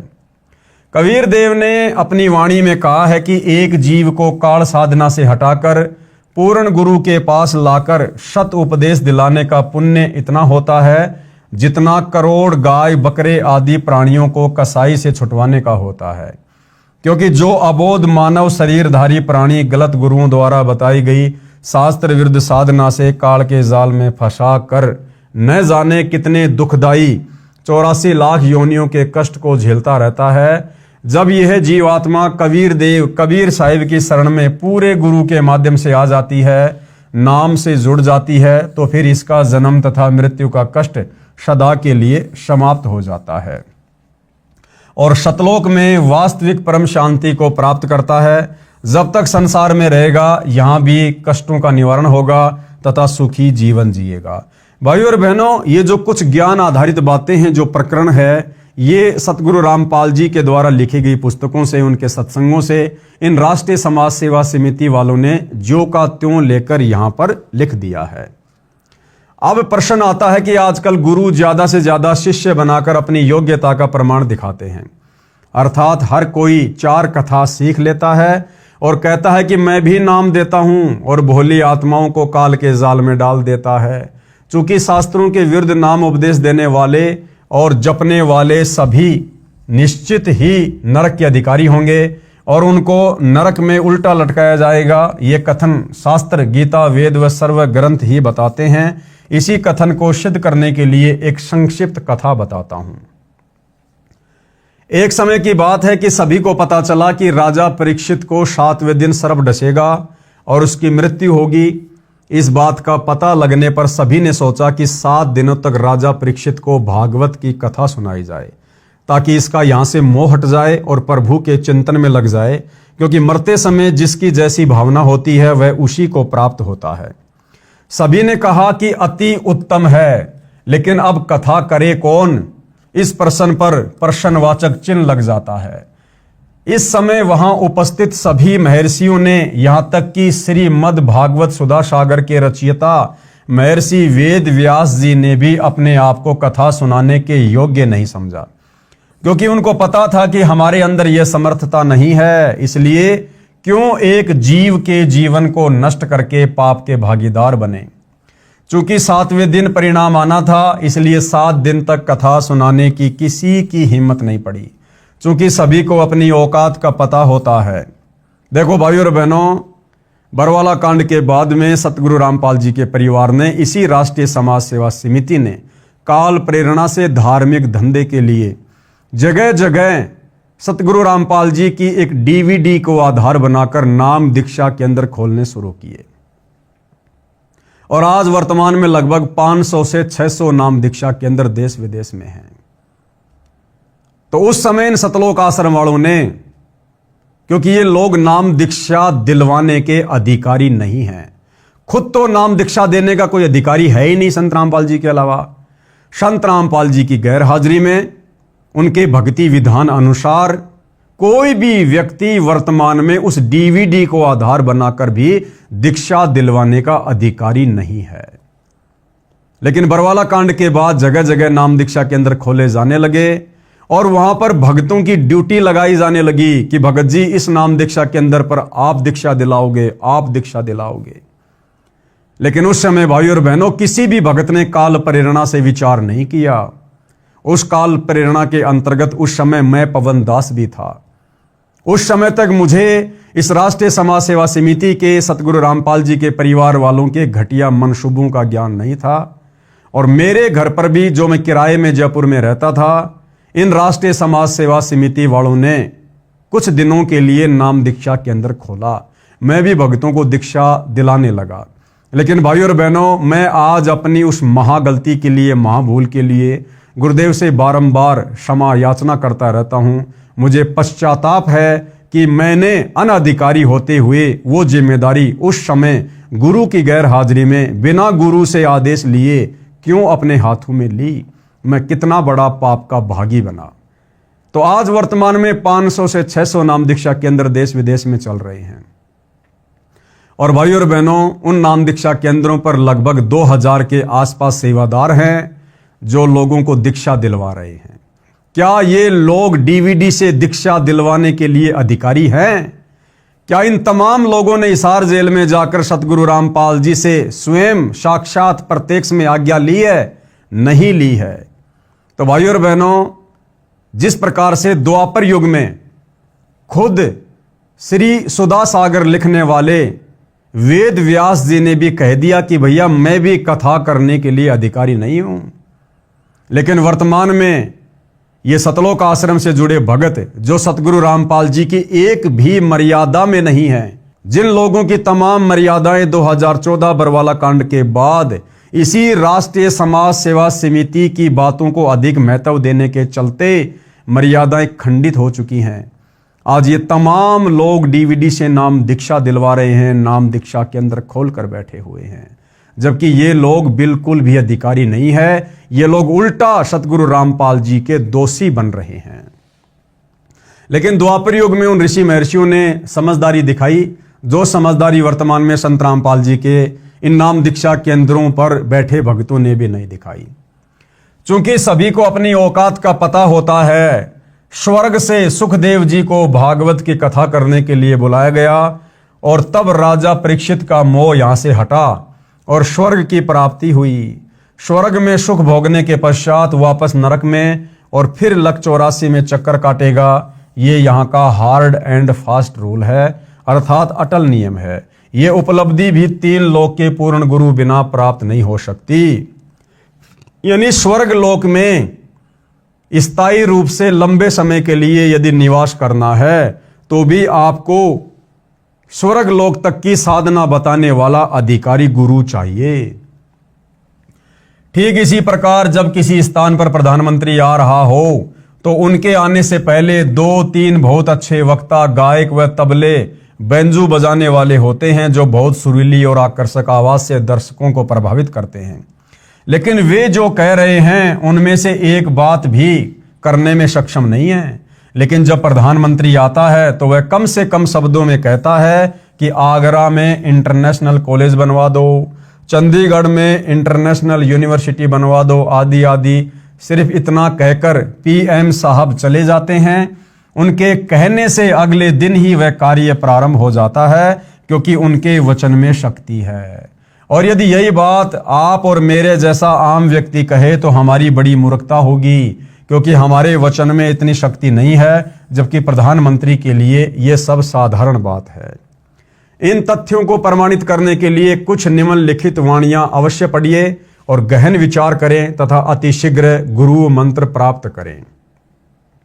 कबीर पंडित और मशालची दोनों सूझे नाही, औरों को करे चांदना रह आप अंधेरे माही।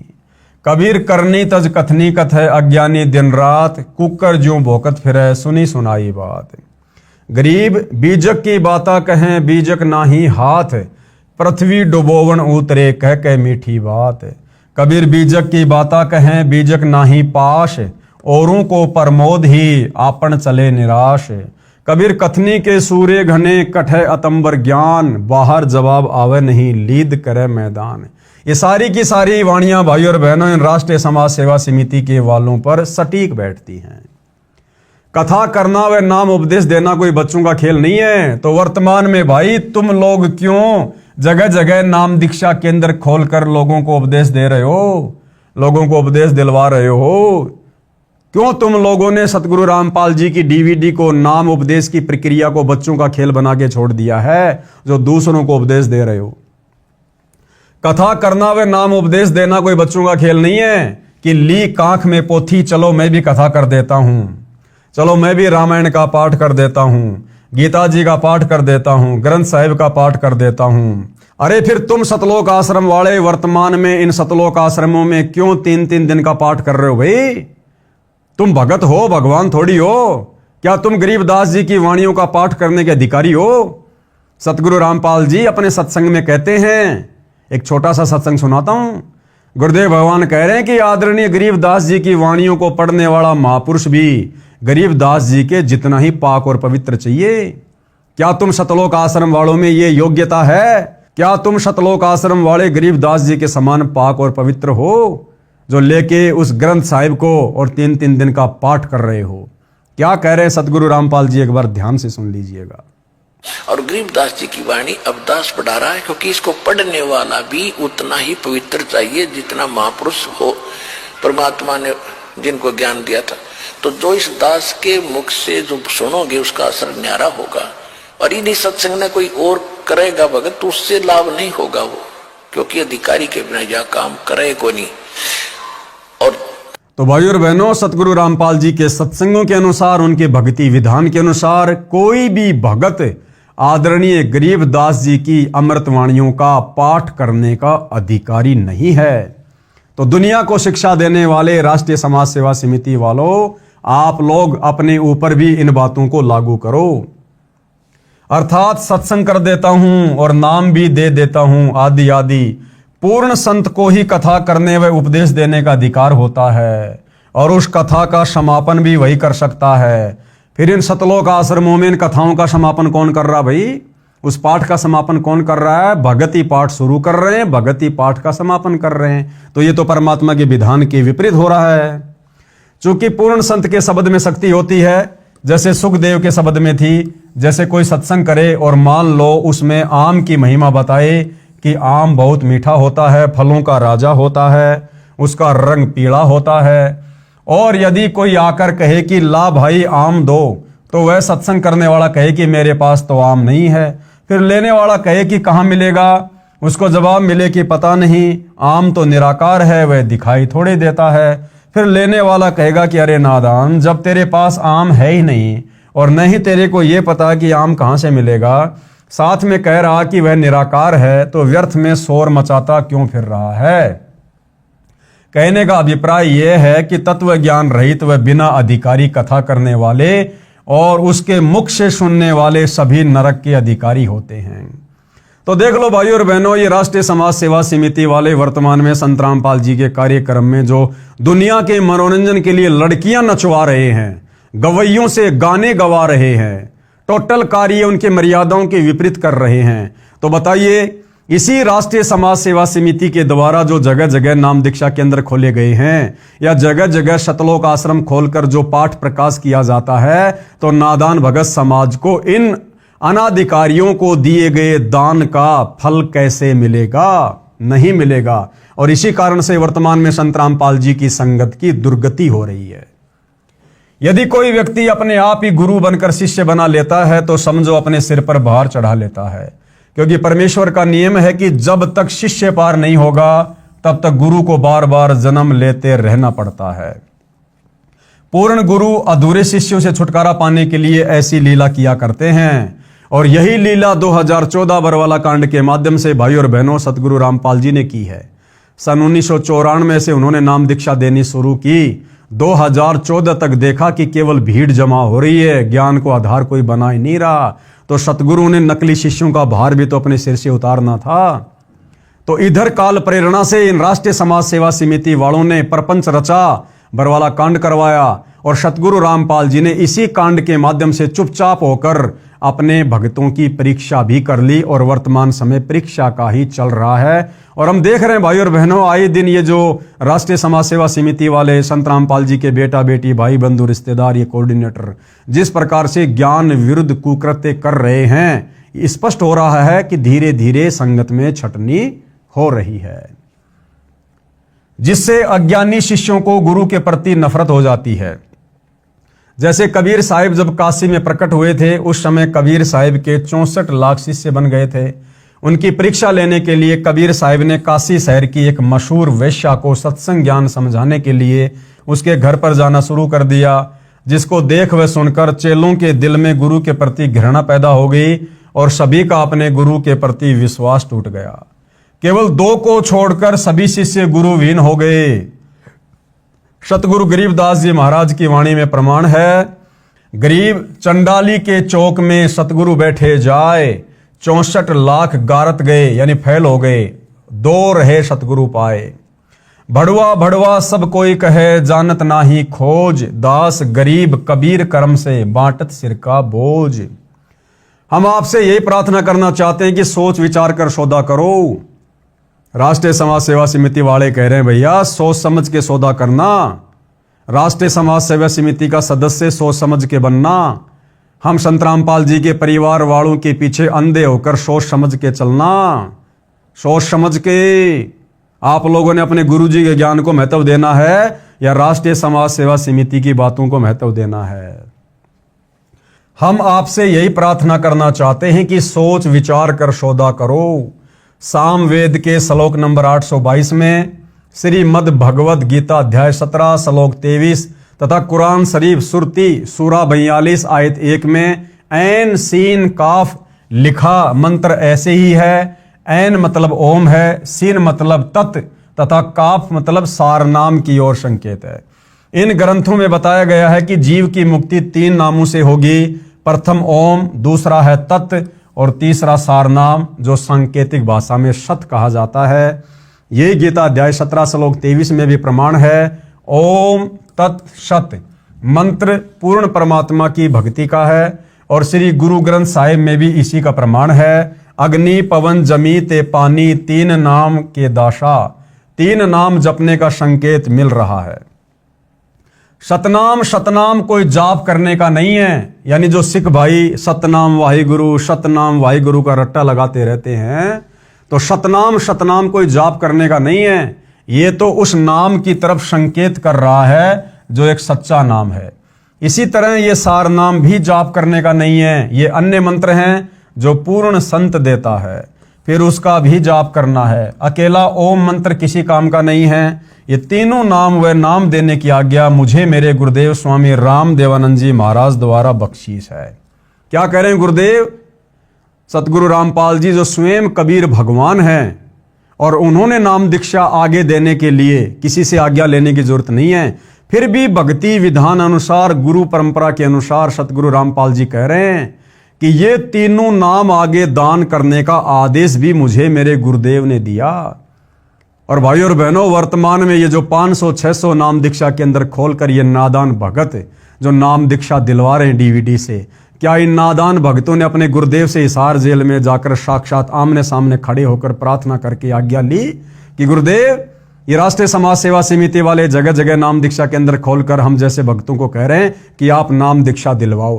हे गुरुदेव भगवान, आप जी के क्या आदेश हैं? क्या दास ये नाम दीक्षा दिलवा सकता है? क्या किसी एक भी माई के लाल ने इसाल जेल में जाकर प्रार्थना की? नहीं की। भेड़ चाल में, देखा देखी में, जैसा गुरु का परिवार कह रहा है, जैसा राष्ट्रीय समाज सेवा समिति वाले आदेश दे रहे हैं, ये इन आदेशों को गुरु का आदेश मानकर फॉलो कर रहे हैं, जो भक्ति विधान के विपरीत है, विरुद्ध है।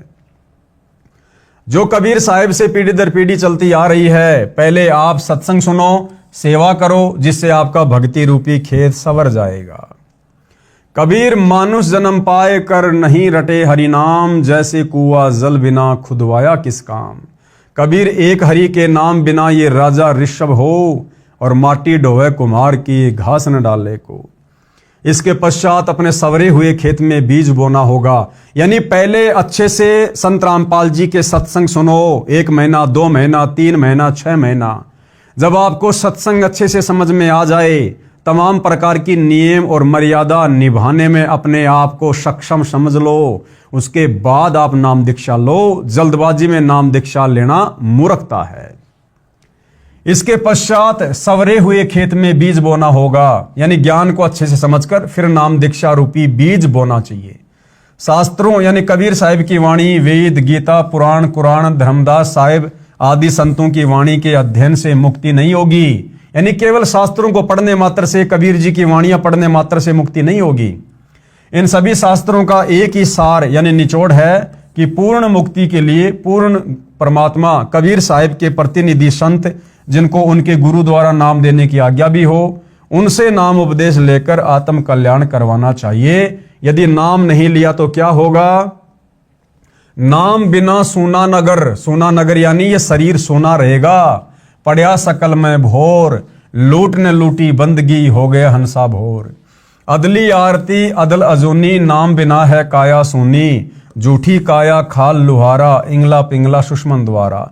कृतग्नि भूले नर लोई, जागट निश्चय नाम न होई। सो नर कीट पतंग भुजंगा, 84 में धर है अंगा। अब नाम दीक्षा भी भाई और बहनों अधिकारी गुरु से ही लेनी होगी।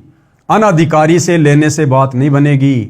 जिस प्रकार जगह जगह नाम दीक्षा के अंदर खोलकर सतगुरु रामपाल जी के नाम की आड़ में सतलोक आश्रम वाले वर्तमान में अपना धार्मिक धंधा चला रहे हैं, तो जब तक सतगुरु रामपाल जी हिसार जेल से बाहर नहीं आ जाते हैं, तब तक हमने उनके सत्संगों को अच्छे से समझना चाहिए।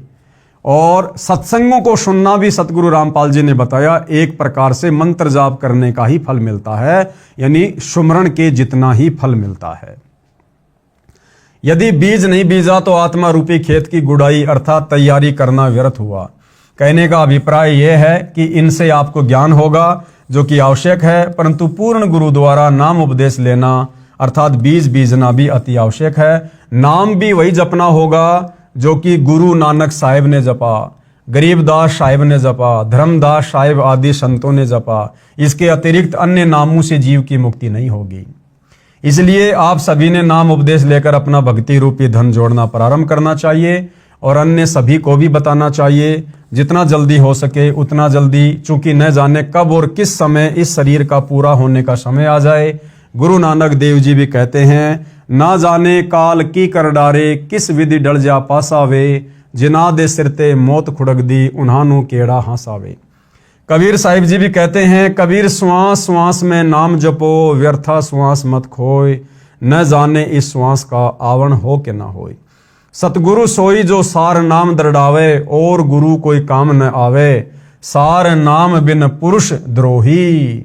अर्थात जो गुरु सार नाम व सार शब्द नहीं देता है, या उसको अपने गुरु द्वारा नाम देने का अधिकार यानी आज्ञा नहीं है, अर्थात शास्त्रों के अध्ययन से यदि कोई मनमुखी गुरु ये नाम भी देता है, तो भी वह गुरु और उनके शिष्यों को नरक में डाला जाएगा। वह गुरु भगवान का दुश्मन है, विद्रोही है, उसे भगवान के दरबार में उल्टा लटकाया जाएगा। अब भगत समाज में नकली गुरुओं संतों द्वारा एक गलत धारणा फैला रखी है कि एक बार गुरु धारण करने के पश्चात दूसरा गुरु नहीं बदलना चाहिए। जरा विचार करके देखो कि गुरु हमारे जन्म मृत्यु रूपी रोग को काटने वाला वैद्य होता है। यदि एक वैद्य से हमारा रोग नहीं कटता है तो हम दूसरे अच्छे वैद्य डॉक्टर के पास जाएंगे, जिससे हमारा जानलेवा रोग ठीक हो सके। जैसे धर्मदास साहिब के पहले गुरु श्री रूपदास जी थे, लेकिन जब धर्मदास जी को पता लगा कि ये गुरु पूर्ण मुक्तिदाता नहीं है, तो तुरंत त्याग कर पूर्ण ब्रह्म परमेश्वर सत्य पुरुष कबीर साहिब को अपना गुरु बनाया और पूर्ण मोक्ष सत्यलोक में प्राप्त किया। ठीक इसी प्रकार अधूरे गुरु को तुरंत त्याग देना चाहिए। झूठे गुरु के पक्ष को तजत न कीजिए वारी, गरीब बिन उपदेश अचंभ है, क्यों जीवित है प्राण, बिन भक्ति कहाँ ठोर है नर नाही पाषाण।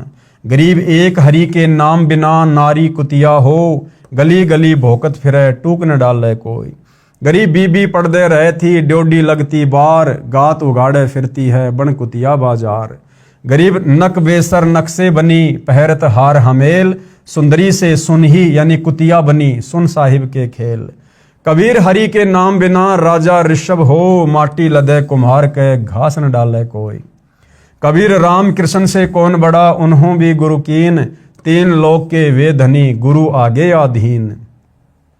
कबीर गर्भ योगेश्वर गुरु बिना, लाग्या हरि की सेव, कहे कबीर स्वर्ग से फेर दिया सुखदेव। कबीर राजा जनक से नाम ले, कीनी हरि की सेव, कहे कबीर बैकुंठ में उल्ट मिले सुखदेव। कबीर सतगुरु के उपदेश का लाया एक विचार, जय सतगुरु मिलते नहीं जाता नरक द्वार। कबीर नरक द्वार में दूत सब करते खेचातान, उनते कभू न छूटता फिर फिरता चारों खान। कबीर चार खाने में भरमता, कभू न लगता पार, सो फेरा सब मिट गया सतगुरु के उपकार।